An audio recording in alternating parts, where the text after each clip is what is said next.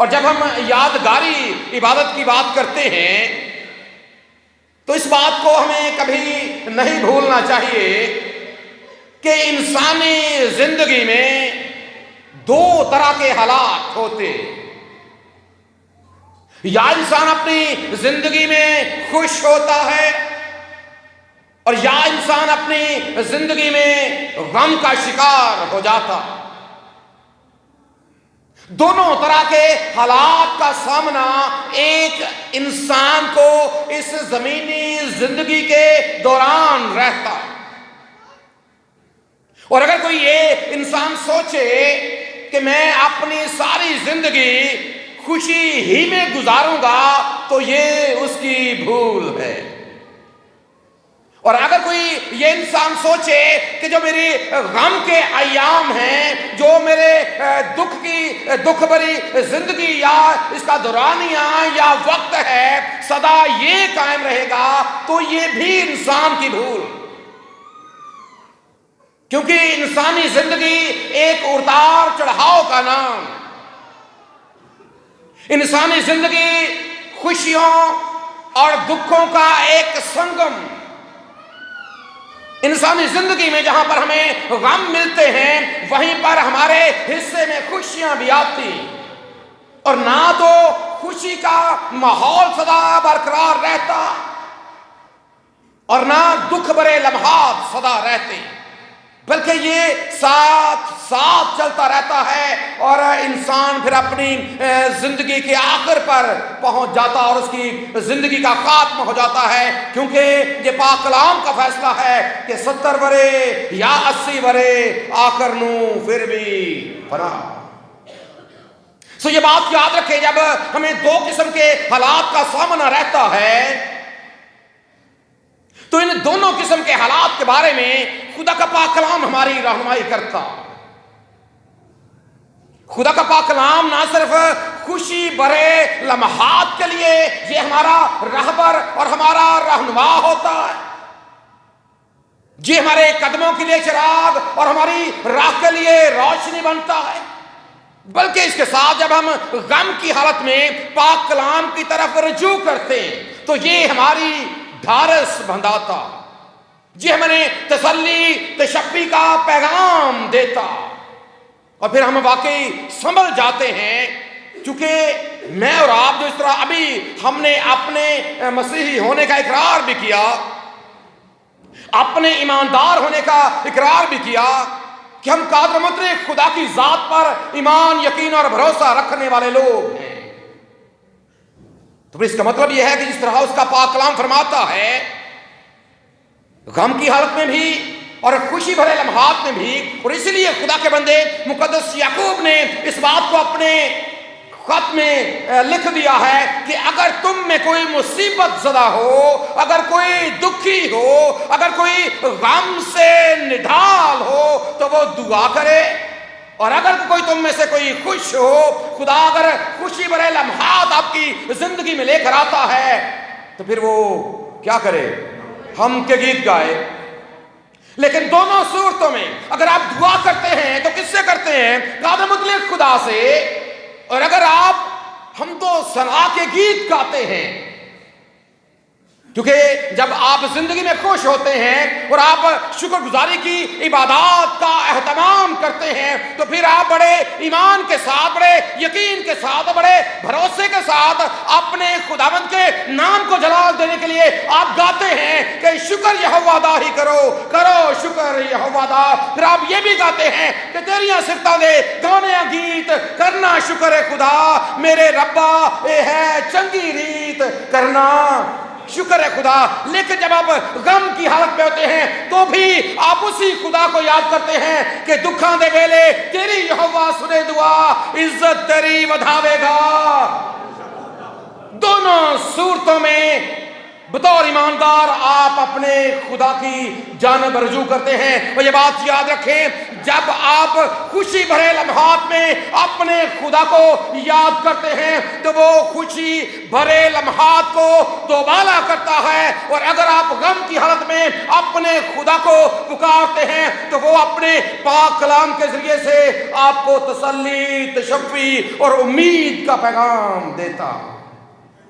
اور یہ پاک کلام کی خوبی۔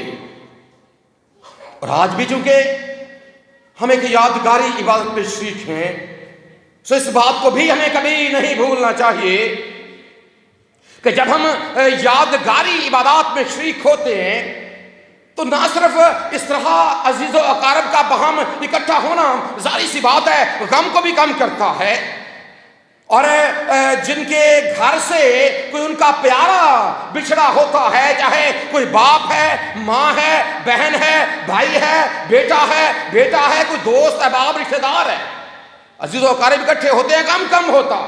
لیکن خدا اپنے پاک کلام کے ذریعے سے دل کے اندر، چونکہ یاد رکھیں جب ہم تسلی کی بات کرتے ہیں، جب ہم اطمینان کی بات کرتے ہیں تو یہ آپ کی ایک ذہنی کیفیت کا نام، کیونکہ جب تک آپ کے اندر تسلی نہیں ہوگی، جو باہر تسلی ہے یا باہر اگر کوئی آپ کو تسلی دیتا ہے تو پھر آپ صحیح معنوں میں تسلی نہیں پاتے، کیونکہ بطور انسان جب ہم تسلی دیتے ہیں تو ہمارے محض الفاظ ہوتے ہیں، ہم الفاظ کے ذریعے سے اپنے عزیزوں کے ساتھ اس بات کا اظہار کرتے ہیں، ہمارے محض لفظ ہوتے ہیں، یہ بھی ایک ذریعہ ہے غم کو کم کرنے کا، تسلی پانے کا، یہ بھی ایک ذریعہ۔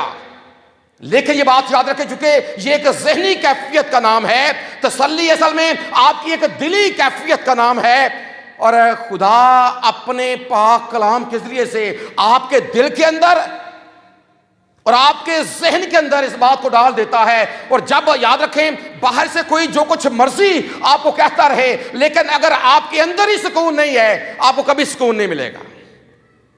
سکون آپ کو اس وقت ہوگا، تسلی آپ کو اس وقت ہوگی، اطمینان آپ کو اس وقت ہوگا جب آپ ذہنی طور پر پرسکون ہو جائیں گے، اور یہ کام خدا کا زندگی بخش پاک کلام کرتا ہے۔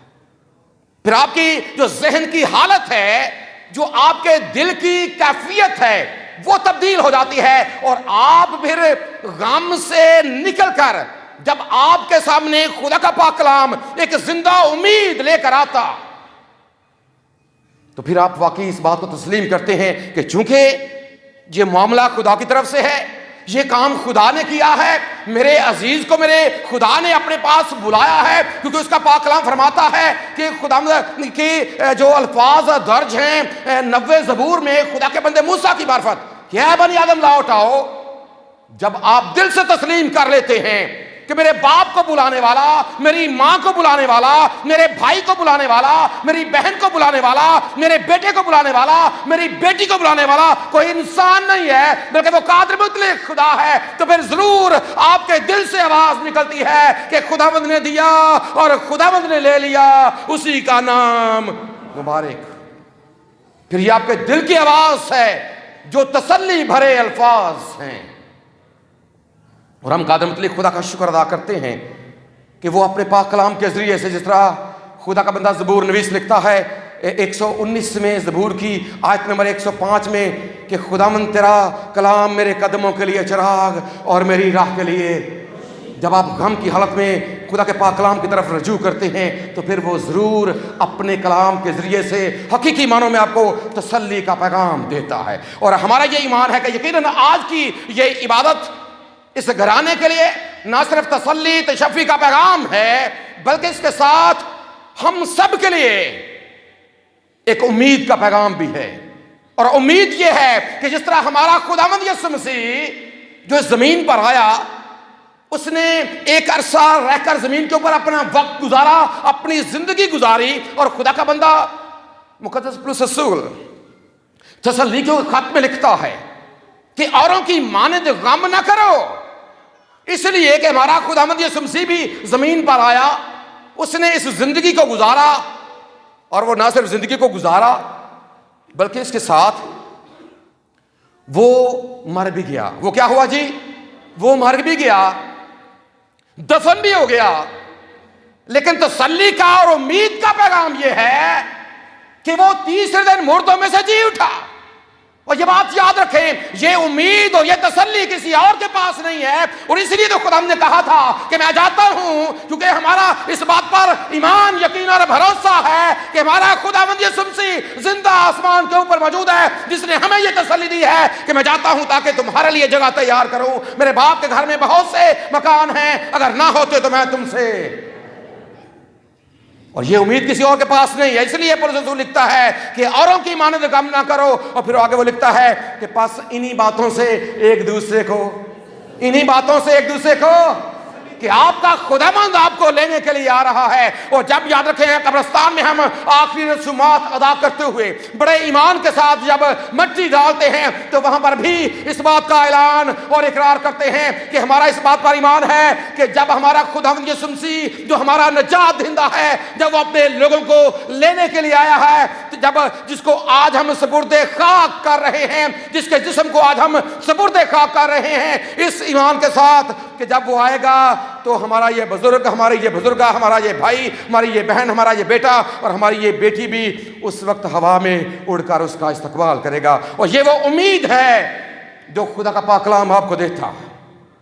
یہ وہ زندہ امید ہے جو خدا اپنے پاک کلام کے ذریعے سے اپنے لوگوں تک پہنچاتا ہے. اور اس کے ساتھ چونکہ نہ صرف خدا یاد رکھے ہمیں تسلی دیتا ہے، نہ صرف اطمینان دیتا ہے، بلکہ اس کے ساتھ خدا کا پاک کلام ہماری رہنمائی بھی کرتا ہے. یہ ہمارے قدموں کے لیے چراغ بھی بنتا ہے. کیا ہوتا ہے جی؟ یہ ہمارے قدموں کے لیے چراغ بھی بنتا ہے. کیسے؟ چراغ کا مطلب ہے ایک گائیڈ کرنے والا، ایک رہنما، ایک جو آپ کی زندگی میں آپ کے آگے آگے چلتا ہے. اور اگر آپ واقعی اس کی پیروی میں زندگی گزارتے ہیں تو پھر یہی پاک کلام آپ کو ہمیشہ کی زندگی تک لے کر چلا جاتا ہے. یہی پاک کلام کی روشنی آپ کو ابدی آرام میں، چونکہ یہ زمینی جو زندگی ہے، یہ جو زمینی سفر ہے، یہ ایک مسافرانہ اور ایک عارضی زندگی، لیکن جب آپ جاتے ہیں تو پھر آپ ہمیشہ کی زندگی کے وارث بنتے ہیں. اور آج جو حوالہ تلاوت کیا گیا آپ کے لیے، آپ نے غور سے سنا ہے، 112واں زبور اس کی 6 آیت ہمارے لیے تلاوت کی گئی ہے. زبور نمبر 112 اور آیت نمبر 6 ہم نے تلاوت کی ہے. آپ نے غور سے سنا ہے. 111واں اور 112واں زبور اور اس کے بعد آنے والے کچھ اور مزامیر، ان کا ایک ہی سرنامہ، خداوند کی حمد کرو. کیا کرو جی؟ اور 111ویں زبور میں دراصل خدا کا بندہ زبور نویس اپنے خدا کی صفات ہمارے سامنے رکھتا کہ ہمارا قادر مطلق خدا کیسے ہمارا پروردگار ہے، ہمارا قادر مطلق خدا کس طرح ہمیں مہیا کرتا ہے، ہمارا قادر مطلق خدا کس طرح ہمارے ساتھ رہتا ہے، ہمارا قادر مطلق خدا کس طرح ہماری زندگی میں ہمارے آگے چلتا ہے، ہمارا پروردگار خدا کس طرح ہماری زندگی میں ہمارا ہراول اور ہمارا چنڈاول بنتا ہے، اور کس طرح وہ ہمیں زندگی اور زندگی کے ساتھ بے شمار نعمتیں، برکتیں اور بخشیں دیتا. اور زبور نمبر 112 میں خدا کا بندہ خدا کے بندوں کے حالات کو ہمارے سامنے رکھتا ہے کہ وہ خدا جو پروردگار خدا ہے، وہ خدا جو سنبھال لینے والا خدا ہے، وہ خدا جو آسمان اور زمین کا خالق اور مالک، جس پر میں اور آپ بھی ایمان، یقین اور بھروسہ رکھتے ہیں، وہ ایمانداروں کی کچھ ان کے حالات کو بھی ہمارے سامنے رکھتا ہے. اور انہی حالات میں سے ایک حالت جو آج میرے اور آپ کے سامنے ہے، اس 6 آیت کے ذریعے سے سب سے پہلی بات یہاں پر لکھی ہے. اس آیت کے 2 حصے ہیں. پہلا حصہ ہے اسے کبھی جنبش نہ ہوگی، اسے کبھی جنبش. اس میں ایک حصہ، جو پہلا حصہ ہے، یہ نیگیٹو ہے، اور جو دوسرا ہے وہ کیا ہے؟ اسے کبھی جنبش نہ ہوگی، صادق کی یادگار ہمیشہ. ایک نیگیٹو ہے اور ایک پازیٹیو ہے. اور نیگیٹو یہ ہے چونکہ بات یہاں پر ہو رہی ہے صادق کی، بات یہاں پر ہو رہی ہے ایماندار کی، بات یہاں پر ہو رہی ہے اس شخص کی جو قادر مطلق خدا کو مانتا، اس کے اکلوتے بیٹے خداوند یسوع مسیح کو اپنا شخصی نجات دہندہ دل سے تسلیم کرتا۔ اس کے بارے میں یہاں پر بیان ہوا ہے کہ اسے کبھی جنبش نہیں ہوگی۔ جنبش سے مراد یہ ہے کہ اس کی جگہ سے اسے کوئی زندگی میں ہلا نہیں سکتا۔ اس کا ایمان ایک ایسا ایمان ہے جو چٹان کی طرح مضبوط، جس کی ایک مثال ہمارے خداوند یسوع مسیح نے اس طرح دی کہ عقل مند وہ شخص ہے جو اپنے گھر کی بنیاد چٹان کے اوپر رکھتا، بے وقوف وہ شخص ہے جو اپنے گھر کی بنیاد، جب آندھیاں طوفان آتے ہیں، جو ریت کے اوپر رکھی گئی بنیاد ہے وہ گھر کیا ہوتا ہے؟ برباد۔ گھر کیا ہو جاتا ہے جی؟ برباد ہو جاتا ہے۔ لیکن جس گھر کی بنیاد چٹان کے اوپر ہے، آندھیاں زور لگاتی ہیں، طوفان زور لگاتے ہیں، سیلاب زور لگاتے ہیں، لیکن وہ اپنی جگہ پر اٹل قائم رہتا ہے۔ اس کے ساتھ ٹکرانے والے طوفان مڑ کر واپس چلے جاتے ہیں، لیکن وہ اپنی جگہ پر قائم رہتا۔ اور خدا کا بندہ زبور نویس یہ کہتا ہے کہ جو حقیقی ایماندار ہے، جو حقیقی دیانت دار ہے، جس نے واقعی اس کائنات کے خالق اور مالک کو اپنے دل کے اندر بسا رکھا، جس کی سوچوں کے اندر، جس کے خیالوں کے اندر قادر مطلق خدا ہے، اسے کوئی اس کی جگہ سے، چونکہ بات ہے ایمان کی، ایک صادق کی، ایک ایماندار کی، ایک راست باز شخص کی، کہ دنیا میں آنے والا طوفان اسے اس کی جگہ سے ہٹا نہیں سکتے۔ یہ بات یاد رکھیں، جب ہم اپنے آپ کو ایماندار کہتے ہیں تو ہمارا ایمان جانچا جاتا ہے، ہمارا ایمان پرکھا جاتا ہے، اور جب تک یاد رکھیں ایمان کی جانچ نہ ہو، ایمان کی پرکھ نہ ہو، اگر ہمیں کبھی گناہ کا موقع نہیں ملا اور ہم یہ کہتے ہیں کہ ہم نے کبھی گناہ نہیں کیا، اگر ہمیں گناہ کا موقع ہی نہیں ملا، چوری کا موقع کبھی نہیں ملا، اور آپ کہتے ہیں میں چور نہیں ہوں، بھئی چوری کا موقع ملے گا اور آپ نہیں کریں گے، پھر آپ باقی کہیں گے میں چور نہیں۔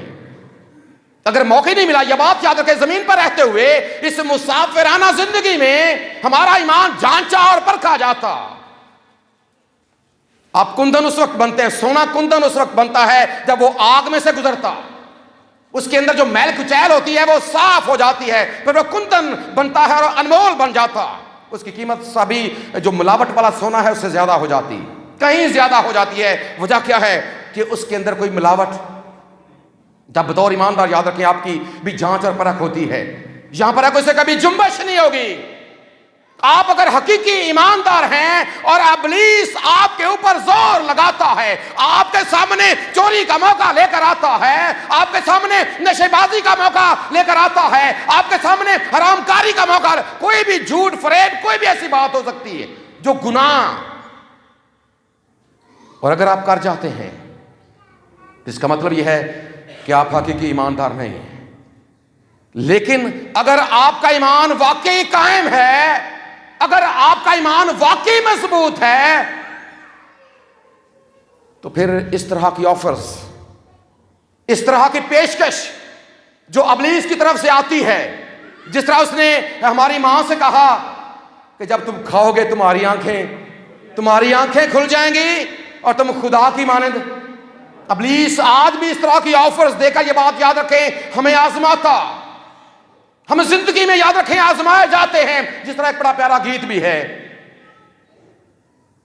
جمیں سونا اگ وچ پرکھید ہے، میں بھی کچھ لوگوں نے سنا ہو، جمیں سونا اگ وچ پرکھید ہے، انسان پرکھیا جاوے گا، جدوں آیاں کڑیاں پرکھ دیاں ایمان پرکھیا جاوے گا، تیرا ایمان میرا ایمان، تیرا ایمان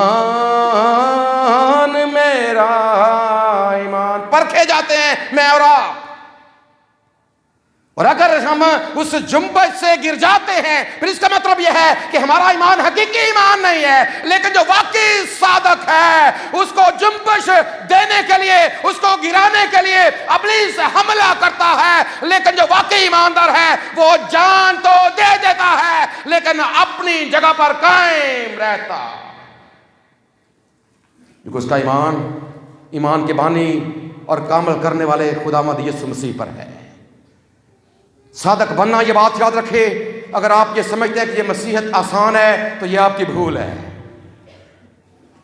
زندگی میں کامیابی یاد رکھے زمین پر رہ کر ممکن ہے, بطور صادق, بطور ایماندار. آپ کے حصے میں شاید وہ سہولتیں نہ آئیں, لیکن آپ ان سہولتوں پر یاد رکھیں نظر رکھنے کی بجائے آپ ہمیشہ آگے دیکھیں کہ اس جہان میں میرے لیے کیا رکھا. اگر زمین پر رہ کر اگر آپ واقعی صادق ہے, اسے کبھی جنبش نہیں ہوگی. جو حقیقی ایماندار ہے اسے کبھی جنبش نہیں ہوگی. اور دوسری بات کیا ہے, صادق کی یادگار ہمیشہ رہے گی. کیا ہے جی صادق کی یادگار؟ جو واقعی صادق شخص ہے, جو واقعی ایماندار ہے, جو واقعی راست باز ہے. اس کا جب آپ انگلش میں ٹرانسلیشن پڑھیں گے اس آیت مقدسہ کی, صادق لفظ کا جو ترجمہ ہے وہ راشیس کیا جا گیا ہے. راشیس جس کا مطلب ہے راست باز. دو لفظوں سے مل کر بنا ہے, ایک راست اور ایک باز. راست باز شخص, اس کا ایک ترجمہ یہاں پر ہمارے سامنے صادق بھی ہے, اس کا ترجمہ وفادار, اور اس کا ایک ترجمہ سچا اور امانت دار بھی کیا جاتا, جو اپنی زندگی میں واقعی سچا ہوتا. صادق اور راشیس لفظ بھی, جو انگلش لفظ راشیس ہے وہ بھی دو لفظوں سے مل کر بنا ہے. ایک ہے رائٹ وائز. جو رائشیس لفظ ہے یہ دو لفظوں سے مل کر, گرامر کے اعتبار سے جو لوگ انگلش گرامر کو سمجھتے ہیں, اصل متن میں جو اس کا ترجمہ ہے, اصل متن سے مراد عبرانی میں جو رائشیس لفظ ہے یہ دو لفظوں سے مل کر بنا ہے. ایک رائٹ وائز, رائٹ سے مراد RIGHT, رائٹ. آپ اس کا ترجمہ کیا کرتے ہیں؟ سیدھا. ایسی ہے جی, رائٹ کا مطلب درست, سیدھا, سچا, کھرا, یا کچھ اور بھی اس طرح کے ملتے جلتے الفاظ آپ اس کے لیے استعمال کر سکتے ہیں. اور وائز سے مراد کیا ہے؟ WISE, وائز, عقل مند. ایک ایسا شخص جو عقل کے ساتھ, یعنی کہ وائز سے مراد عقل بھی ہے اور وائز سے مراد طور اور طریقہ بھی ہے. یعنی کہ ایک ایسا شخص جو درست طریقے کے ساتھ اپنی زندگی میں آگے بڑھتا. رائٹ وائز, درست طریقے کے ساتھ اپنی زندگی میں آگے بڑھتا ہے. اور دوسرا لفظ ہے رائٹ ویز. ایک رائٹ وائز ہے اور ایک رائٹ ویز. رائٹ کا مطلب پھر وہی درست, اور وے کا مطلب کیا ہے؟ WAY, راستہ. ایک ایسا شخص جس کا طور طریقہ بھی درست ہے اور ایک ایسا شخص جس کا راستہ بھی درست ہے. جس کا کیا ہے جی؟ راستہ بھی. اور راستے کا ایک اور مطلب جب آپ اس کو عربی میں جا کر پڑھتے ہیں تو اسی لفظ کا ترجمہ مذہب بھی کیا جاتا ہے. مذہب, اور مذہبی بیسیکلی ایک راستہ ہے جو انسان اپناتا ہے تاکہ وہ اپنے معبود کے ساتھ پاس پہنچ جائے. اسی بات کو سامنے رکھتے ہوئے جب آپ اس لفظ کو پڑھتے ہیں کہ صادق کی یادگار ہمیشہ رہے گی, تو پھر اس کا مطلب ہے کہ صادق وہ شخص ہے, ایماندار وہ شخص ہے جس کا طور طریقہ درست ہے, پہلی بات. اور دوسرا, اس نے وہ راستہ اپنا رکھا ہے جو واقعی درست راستہ ہے. اور یاد رکھیں, دنیا میں جب آپ دنیا میں اپنی زندگی کو گزار رہے ہیں, بہت سے ایسے راستے ہیں جو دعوے دار ہیں کہ ہم بھی قادر مطلق خدا کے ساتھ آپ کی ملاقات کروا سکتے ہیں. اگر ہم مذاہب کی بات کریں, اس وقت دنیا میں تقریباً 10,000 سے زائد مذاہب کام کر رہے ہیں جو رجسٹرڈ مذہب ہیں. 10,000 سے زائد ہے, لیکن ان میں سے ایک ایسا ہے. راستے سبھی ہیں, سبھی کا مطلب راستہ ہے, لیکن یاد رکھیں انہی میں ایک آپ کو ایک ایسا راستہ ملتا ہے جس کے حوالے سے ہم نے ایک آیت مقدسہ اپنے چرچ کے باہر گیٹ کے اوپر بھی لکھی ہوئی ہے. کیا لکھا ہے اس کے اوپر جی؟ جس نے پڑھا ہے راہ اور حق اور زندگی. یہ کہا کس نے ہے؟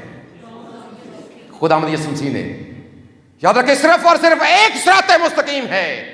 باقی کہتے ہیں کہ جاؤ یہ کرو تو تم فلاح پا بچ جاؤ گے، لیکن میرے اور آپ کا خداوند یہ فرماتا ہے کہ تھکے ماندو اور بوجھ سے دبے ہوئے لوگوں سب میرے پاس آؤ، میں تمہیں. خدا نے دنیا سے ایسی محبت رکھی کہ اس نے اپنا اکلوتا بیٹا بخش دیا تاکہ جو کوئی اس پر ایمان لائے وہ ہلاک نہ ہو بلکہ ہمیشہ کی. جس کا راستہ درست ہے، یاد رکھیں کئی بار ہمیں کوئی اور راستے بھی درست معلوم ہوتے ہیں. اس لیے مثال کی کتاب میں لکھا ہے کہ انسان کو کچھ راہیں سیدھی معلوم ہوتی ہیں لیکن ان کی انتہا میں موت کی راہیں ہیں. صرف ایک راستہ ہے جو آپ کو ہمیشہ کے زندگی تک پہنچاتا ہے. اس لیے خدا یسوع مسیح کا ایک اور دعویٰ بھی ہے کہ میرے وسیلے کے بغیر کوئی باپ کے پاس کوئی بھی، صرف ایک صراط مستقیم ہے. سو اگر آپ یاد رکھیں زمین کے اوپر رہ کر درست طریقہ اپناتے ہیں، درست راستہ اپناتے ہیں، تو پھر یہ آیت مقدسہ بھی آپ کے لیے ہے کہ صادق کی یادگار، اس کی یادگار قائم رہے گی، اسے کوئی ہلا نہیں سکتا اپنی جگہ سے.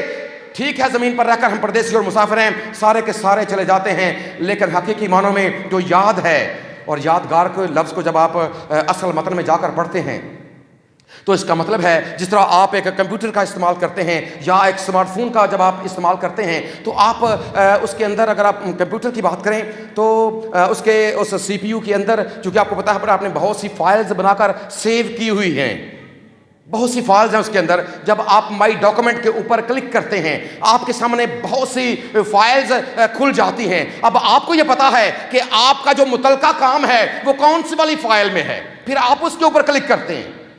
آپ کو یاد ہوتا ہے بالکل یہ لفظ جس کا عبرانی ترجمہ ذکر کیا جاتا، جس سے ایک لفظ زکریا بھی ہے جو ہم اپنے بچوں کا نام بھی کہ خدا نے یاد کیا. سو یاد رکھیں یاد کرنے کا مطلب یہ ہے کہ بالکل وہاں پر کلک جو واقعی اس وقت ضرورت ہوتی ہے. سو جب یہ لفظ یاد رکھیں ہم خدا کے بارے میں استعمال کرتے ہیں کہ خدا ہمیں یاد رکھتا ہے، اس کا مطلب یہ ہے کہ جب زندگی میں جب کبھی ہمیں جو ضرورت ہوتی ہے قادر مطلق خدا کو پتا ہے، وہ وہیں پر کلک کرتا ہے ہمیں سنبھالنے کے لیے، ہمیں زندگی دینے کے لیے، زندگی کے ساتھ نعمتیں دینے کے لیے. ہمارا خدا ہمیں یاد رکھتا ہے. اور جب زندگی میں ہم مشکل میں ہوتے ہیں، پریشانی میں ہوتے ہیں، جس طرح خدا نے اپنے لوگوں کو یاد کیا جب وہ ملک مصر میں غلامی کی حالت میں تھے، وہاں پر بھی لکھا ہے کہ خدا نے اپنے لوگوں کو یاد کیا. وہ ہمیں بھی یاد رکھتا ہے، لیکن شرط یہ ہے اگر ہم یہ چاہتے ہیں کہ ہماری یادگار اس کی حضوری میں قائم رہے. زمین پر تو ہماری یادگاریں مٹ جاتی ہیں، زمین کے اوپر بھی لوگ بہت سے اپنی یادگاریں، جو ہمارے سیاسی لوگ ہیں نا، کئی جگہوں پر وہ نیم پلیٹ لگ جاتی ہے. کیا ہوتا ہے جی؟ نیم پلیٹ لگتی ہے. دیکھیے کبھی آپ نے جی، دیکھیے کبھی کیوں ہوتی ہے؟ یاد کی فلاں نے یہ کام کروایا تھا. یاد رکھیں یہ ختم ہو جانے والی چیزیں. ایک وقت آتا ہے کہ وہاں پر جب ایک اور ترقیاتی کام ہوتا ہے، پرانی پلیٹ اکھاڑ دی جاتی ہے اور نئی وہاں پر نصب کر دی جاتی ہے. ایسا ہی ہے جی. اس لیے اس کا مطلب یہ ہے کہ یہ کام سدا رہنے والا. لیکن یہاں پر خدا کا پاک کام یہ فرماتا ہے کہ جو راست باز شخص ہے اس کی یادگار کیا ہوگی؟ ہمیشہ. کہاں تک جی چلے گی؟ وہ کبھی ختم نہیں ہوگی. اور یاد رکھیں یہ نہ ختم ہونے والی چیز دراصل کوئی اور نہیں، یہ آپ کا ایمان ہے. یہ آپ کے ایماندارانہ کام ہے جو قادر مطلق خدا کو یاد رہتے ہیں، جو کتاب میں لکھ دیے گئے ہیں. اور ہم اس بات کو اکثر کرتے ہیں کہ جب آخری وقت ہوگا، سفید تخت ہے 20واں باب مکاشفہ کی کتاب کا اس کی 11ویں آیت میں ہمیں لکھا ہے کہ سفید تخت، میں نے ایک بڑا سفید تخت دیکھا اور جو اس کے اوپر بیٹھا ہوا تھا میں نے اس کو بھی دیکھا اور وہاں پر کتابیں کھولی گئیں. کیا ہوا جی؟ وہاں پر کتابیں کھولی گئیں اور جس طرح اس میں لکھا ہوا تھا ان کے اعمال کے مطابق مردوں کا انصاف کیا گیا. خدا بھولتا نہیں ہے. آپ کی ایک ایک چیز درج ہو رہی ہے. پھر اس کے ساتھ ایک اور کتاب کا ذکر بھی ہے. پھر ایک اور کتاب کھولی گئی، یعنی کتاب حیات. اور جس کس کا نام کتاب حیات میں لکھا ہوا نہ ملا، کہاں پر پھینکا گیا؟ آگ کی جھیل میں پھینک دیا گیا. آج ذرا اپنی زندگی پر غور کریں. ہمارے بزرگ چلے گئے ہیں، آج ہم ان کی یادگاری عبادت میں شریک ہیں. اور آج کے دن ہم نہ صرف ان کی زندگی کے لیے خدا کا شکر ادا کرتے ہیں، اس کے ساتھ جو خدا نے نعمتیں ان کو دی ہم ان کے لیے خدا کا شکر ادا کرتے ہیں. ان کی ازدواجی زندگی کے لیے ہم خدا کا شکر ادا کرتے ہیں. اس کے ساتھ جو نیک کام انہوں نے کیے ہم ان کے لیے خدا کا شکر ادا کرتے ہیں، اور سب سے بڑھ کر ہم ان کے اس ایمان کے لیے خدا کا شکر ادا کرتے ہیں کہ وہ اپنی زندگی کی آخری سانس تک اپنے خدا کے ساتھ وفادار رہے، اور یہ گارنٹی ہے کہ جان دینے تک وفادار رہے تو میں تجھے زندگی کا، یہ وہ حقیقی شکر گزاری ہے، یہ وہ حقیقی طور پر ایک ایماندار کی پہچان ہے، ایک ایماندار کی یادگار ہے جو کبھی مٹائی نہیں جا سکے گی، جو خدا کی حضوری میں ہمیشہ قائم رہے گی۔ اور اسی بات کو یہاں پر خدا کے بندے زبور نویس نے بیان کیا ہے کہ زمین پر اسے کبھی جنبش نہیں ہوگی، صادق کی یادگار ہمیشہ رہے گی۔ اور اگر آپ بھی یہ چاہتے ہیں کہ آپ کی یادگار خدا کی حضوری میں ہمیشہ یاد رکھی جائے تو اس کے لیے ضروری ہے کہ اس عارضی زندگی میں اگر آپ پہلے سے درست راستے پر ہیں، خوبصورت بات ہے، اگر آپ نے یہ سمسی کو اپنا رکھا ہے خوبصورت بات ہے، لیکن اگر ایسا نہیں ہے تو یہ بات یاد رکھے ہمارا بزرگ چلا گیا، ایک دن ہم نے بھی لوٹ کر چلے جانا ہے، اور جانے سے پہلے آج خدا کا پاک کلام آپ سے مخاطب ہو کر یہ بات کرتا ہے کہ آپ اس درست طریقے کا انتخاب کر لیں، درست راستے کا انتخاب کر لیں، جس کے بارے میں خدا کا بندہ یرمیہ بھی لکھتا ہے نوح کی کتاب کے 3 باب کی 40ویں آیت میں کہ ہم اپنی راہوں کو ڈھونڈیں، جانچیں اور خداوند کی طرف اس درست راستے کا انتخاب کریں، اپنی زندگی میں اپنائیں، خداوند یسوع مسیح کو اپنا شخصی نجات دہندہ قبول کریں۔ جب اس جہان سے جائیں تو پھر ہم سب بھی ہمیشہ کی زندگی کے وارث بن سکیں۔ میرا خدا اس پیغام کے وسیلے سے ہم سب کو برکت بخشے، آمین۔